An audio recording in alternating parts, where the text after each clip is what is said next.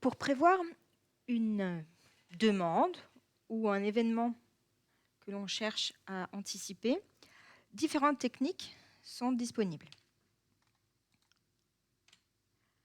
On peut utiliser des techniques qualitatives ou quantitatives.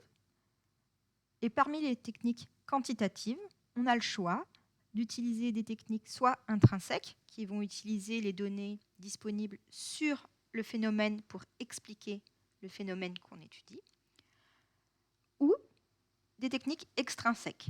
Ces techniques vont utiliser d'autres sources de données explicatives du phénomène qui vont nous permettre de mieux prévoir le futur.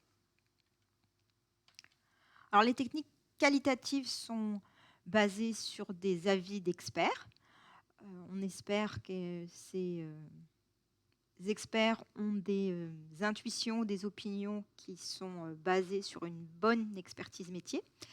Le problème avec ces techniques, c'est qu'elles sont subjectives. En interrogeant différents experts, on obtiendra différentes prévisions. Néanmoins, ces évaluations, ces estimations du futur sont parfois l'unique possibilité pour anticiper le futur. Notamment, lorsqu'on crée des nouveaux produits, on n'a pas de données enregistrées d'un phénomène passé à projeter dans le futur. Donc on ne peut pas s'appuyer sur des chiffres puisqu'ils ne sont pas disponibles. Et c'est également le cas lorsqu'on prévoit dans du futur lointain. Plus on va s'éloigner du moment d'enregistrement des données, moins l'hypothèse selon laquelle le passé permet d'expliquer le futur va être vérifiée.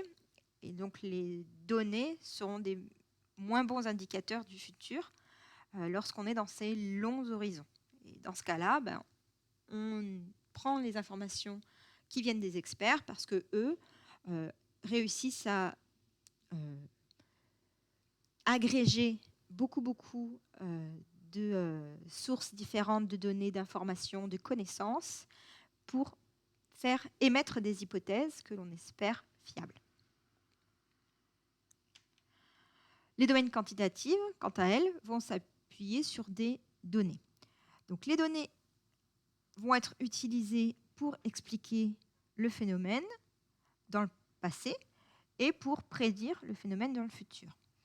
On peut utiliser des données externes au phénomène utilisé pour le prévoir. L'hypothèse qui est faite alors, c'est qu'on arrive à expliquer dans le passé un phénomène grâce à un autre événement et on émet l'hypothèse que cette explication sera encore valable dans le futur.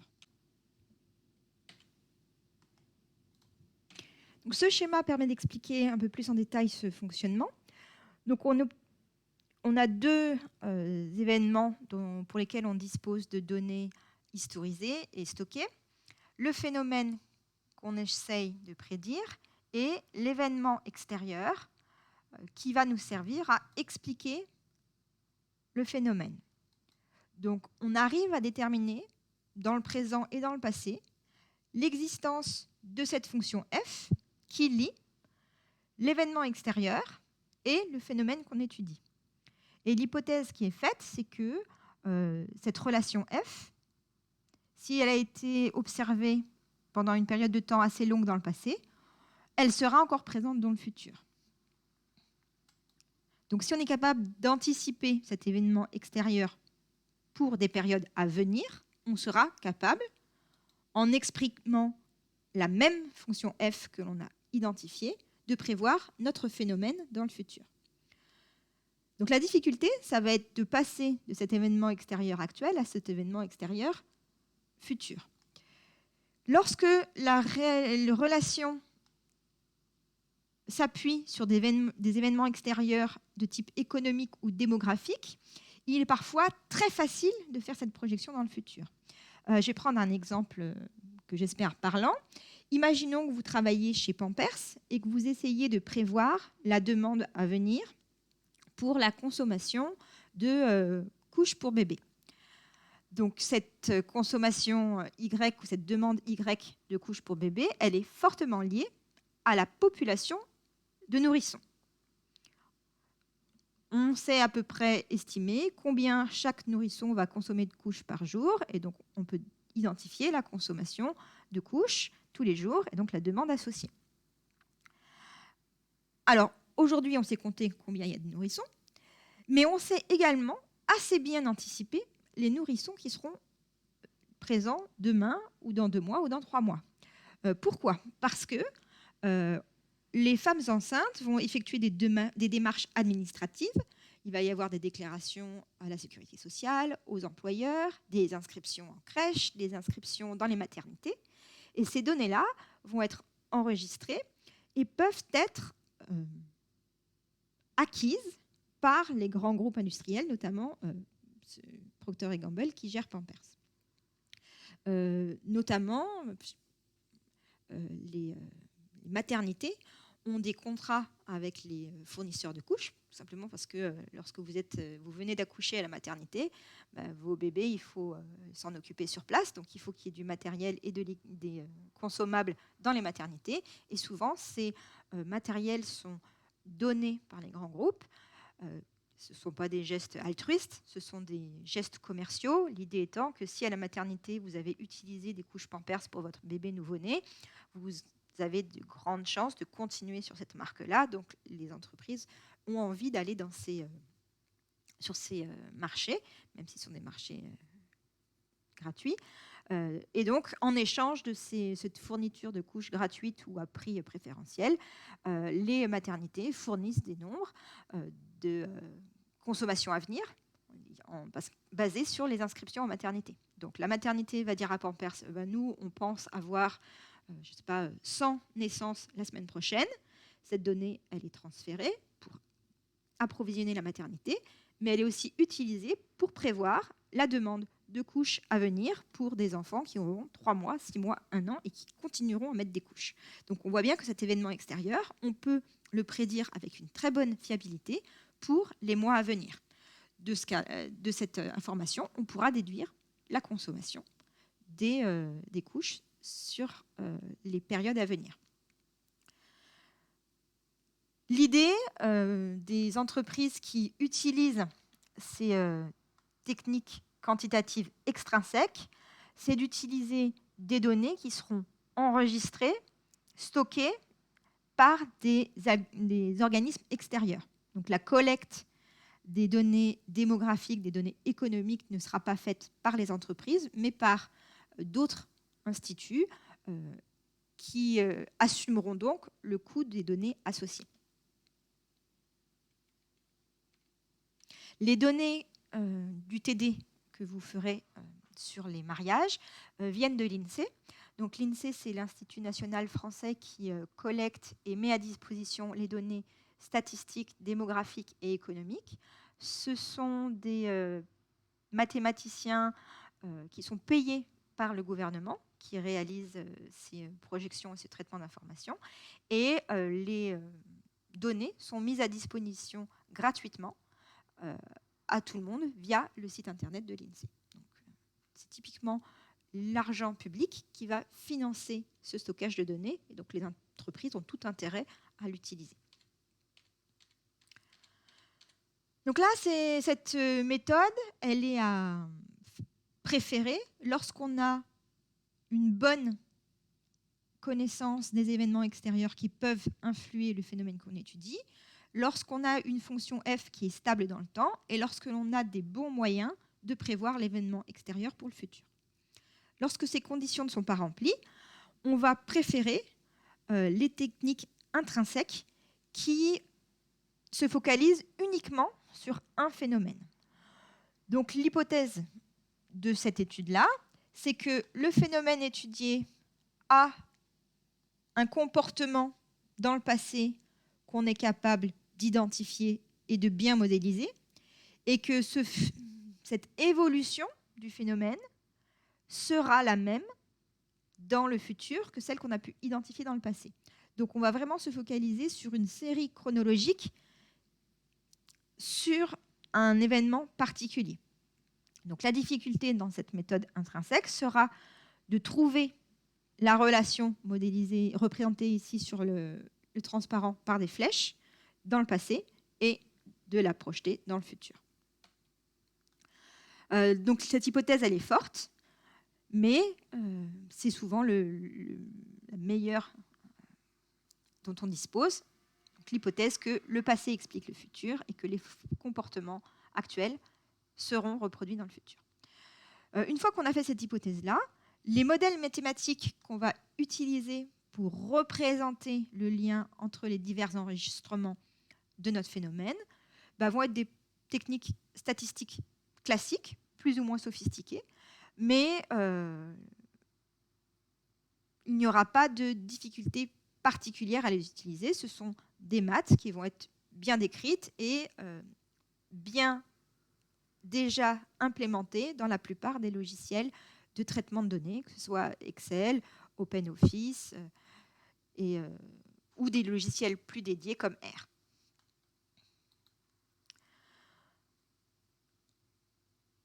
Donc l'idée, c'est d'ajuster la chronique temporelle des divers enregistrements dont on dispose pour le passé, de la modéliser par une fonction. Plus elle est simple, plus elle sera compréhensible et plus elle sera facile d'utiliser dans le futur. Mais de trouver un modèle qui est une bonne représentation de ce passé et de l'utiliser dans le futur.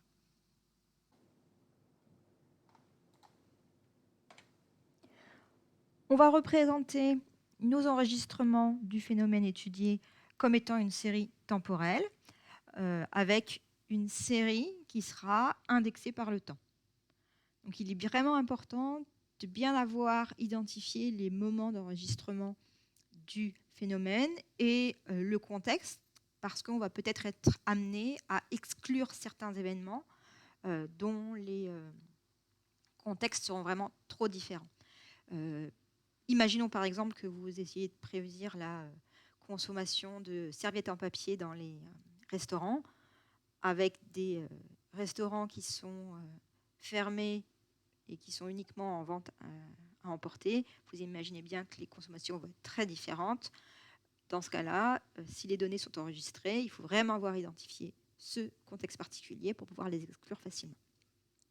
Donc ces données enregistrées, on va pouvoir les décrire avec des indicateurs statistiques classiques, les moyennes, les médianes, les variances, et à partir de ça, imaginer des modèles qui vont représenter l'évolution de ces enregistrements chronologiques.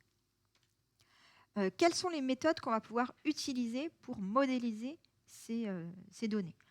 Alors, dans les TP qu'on fera, les TD qu'on fera aujourd'hui, moi je vous conseille d'utiliser des outils simples qui sont faciles à comprendre et à expliquer. On peut bien sûr modéliser des phénomènes avec des modèles très très compliqués. Il faut toujours penser qu'un modèle qui est totalement calqué sur la réalité, c'est super, mais être capable de l'expliquer aux usagers, c'est encore mieux. Et donc, utiliser un modèle simple, on va perdre en adéquation entre le modèle et la réalité, mais on va gagner en capacité d'expliquer aux utilisateurs, et ça, c'est vraiment important dans l'entreprise. Donc, une méthode simple qu'on peut utiliser, c'est la méthode des moyennes glissantes. On va choisir un échantillon, une certaine taille d'échantillon, et utiliser cet échantillon pour prévoir le futur. Dans l'exemple qui est ici, on a la demande pour un produit sur une année, et en faisant varier la taille de l'échantillon, on voit que la prévision va changer. Donc cette méthode, il va falloir tout d'abord la paramétrer, donc trouver la bonne taille de S, et après, elle marche bien lorsque la demande est stable. Donc l'avantage de cette méthode, c'est qu'elle est simple, elle est facile à expliquer. Elle va permettre de temporiser ou de minimiser. La méthode des moyennes glissantes va être utilisée lorsqu'on veut minimiser, temporiser les variations, parce qu'on pense que ça fait sens par rapport à la connaissance qu'on a du phénomène. Et la difficulté va être de paramétrer la taille de l'échantillon, ce coefficient S, sachant que les moyennes glissantes ne bénéficient pas d'un indicateur de performance intégré. C'est-à-dire qu'à chaque fois qu'on veut utiliser cette méthode, il faudra choisir un indicateur qui va mesurer l'adéquation du modèle à la réalité. Et c'est en fonction de la valeur de cet indicateur qu'on va pouvoir tester différentes valeurs de S et choisir la meilleure. Donc cet inconvénient, en fait, il est de deux natures différentes. Donc, une première nature qui va, du fait de la localisation, on va dire, de ce choix d'indicateur, il faudra expliquer à chaque fois quel est l'indicateur qu'on a choisi et pourquoi. Et puis, le fait que l'indicateur ne soit pas intégré à la méthode, il peut être un peu lourd parfois de faire de nombreux essais-erreurs pour trouver cette meilleure paramétrisation. Une méthode qui est souvent utilisée également, c'est la régression linéaire. Bon, l'avantage de la régression linéaire, c'est que c'est un modèle très simple, très facilement compréhensible. On modélise l'ensemble de points dont on dispose par une droite. On aura donc deux paramètres, la pente de cette droite et l'ordonnée à l'origine. Cette méthode, elle est très spécifique. Donc, il est assez rare qu'une évolution de comportement suive exactement la forme d'une droite. Néanmoins, il est très souvent utilisé, ce modèle, parce qu'il a un indicateur de performance intégré, donc le R2, qui permet de modéliser, de mesurer l'adéquation du modèle à la réalité. Et cet indicateur, toutes les personnes qui utilisent la régression linéaire vont l'utiliser. Il n'y a pas d'ambiguïté là-dessus. Et comme cet indicateur, il est unique, les outils usuels de manipulation des données bénéficient de méthodes déjà codées d'adéquation entre les échantillons et la droite. Donc, lorsque vous choisissez la régression linéaire, par défaut, Excel, OpenOffice vont comprendre qu'il va falloir minimiser l'écart entre les projections du modèle de la régression linéaire et les échantillons réels en utilisant cet indicateur-là. Et donc, vous aurez, quel que soit le logiciel utilisé, la même courbe, la même pente, la même ordonnée à l'origine. Et un dernier modèle que je voulais aborder avec vous, c'est le lissage exponentiel. Donc, cette modélisation est une modélisation à un paramètre, le coefficient de lissage alpha, qui va permettre de... Lorsqu'on travaille sur des données pour lesquelles on identifie un schéma cyclique ou saisonnier, pour pouvoir utiliser les méthodes précédentes, il va falloir atténuer, enlever ce caractère saisonnier. Donc, on va identifier le poids relatif des mois ou des trimestres en fonction d'une moyenne pour enlever ce caractère saisonnier, travailler sur des données désaisonnalisées et une fois qu'on aura utilisé des méthodes simples comme la régression linéaire sur des données désaisonnalisées, on pourra réappliquer l'index saisonnier sur la nouvelle prévision. Donc ça veut dire quoi? Ça veut dire, imaginons que vous vendez des jouets, vous identifiez que 50% de votre activité est réalisée dans les mois de novembre ou décembre. Donc par rapport à la moyenne, vous êtes capable de calculer le poids de chaque mois. Vous allez utiliser ce poids pour désaisonnaliser votre demande, prévoir toute l'année prochaine et rajouter cet index pour obtenir une prévision intégrant ce caractère saisonnier. Je vous l'ai dit précédemment, on a besoin de savoir si notre prévision va être bonne ou pas. Et pour cela, un bon indicateur, qui est toujours basé sur l'idée que le futur va répliquer les observations du passé, c'est de mesurer l'écart entre le modèle qu'on a construit et la réalité dans le passé. Donc cette distance entre la prévision et le phénomène réel, c'est ce qui est mesuré avec le R2 pour la régression linéaire. Donc lorsque la méthode utilisée ne bénéficie pas d'indicateur intégré, il faut le choisir. Et on peut choisir de décrire cette distance, soit pour un événement particulier, soit pour l'ensemble des événements qu'on étudie. Moi, je pense que c'est ça qui est le plus adapté, puisque ça permet d'atténuer les erreurs ponctuelles liées à des phénomènes aberrants, ou en tout cas avec des contextes très spécifiques qu'on n'aurait pas bien identifiés. Donc les indicateurs de performance les plus souvent utilisés sont ceux qui correspondent à la mesure des résidus. Et on peut le mesurer de manière quadratique, en moyenne ou non. Et ce qui est vraiment important, ce n'est pas tant l'indicateur que l'on choisit, mais la communication sur l'indicateur qui est choisi. Donc vous pouvez choisir l'un ou l'autre de ces indicateurs. Ce qui est très important, c'est d'être clair sur celui que vous utilisez. Il faut, pour qu'on ait confiance dans votre méthode, qu'on soit capable de reproduire la démarche et d'obtenir les mêmes résultats. Donc pour cela, il faut que toutes les hypothèses soient claires, y compris le choix de l'indicateur de performance.